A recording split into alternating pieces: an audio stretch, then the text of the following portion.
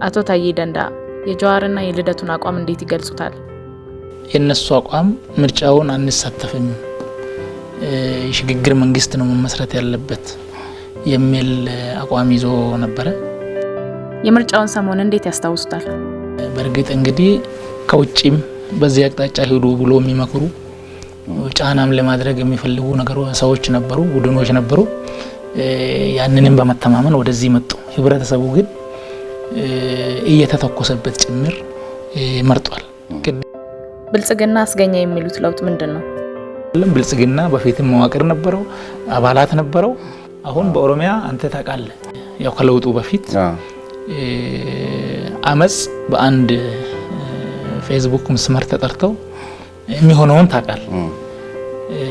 አሁን ብልጽግና ከተመሰረተ በኋላ 9 ጊዜ የገበያ ይቀባ ተጠርቷል። ወጣቱ ወጥቶ መንገድ እንዲዘጋ ገበያ እንዲዘጋ ተብሏል ማለት ነው።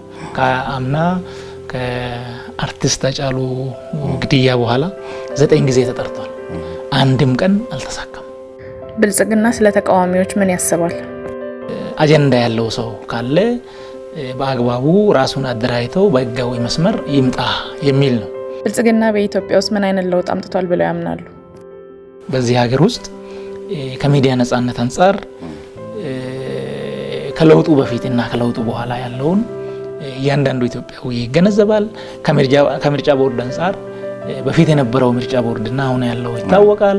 ከፍርድ ቤት አንፃር የፍርድ ቤት ነጻነቱ ምን እንደሚመስል ከለውጡ በፊትና በኋላ ይታወቃል።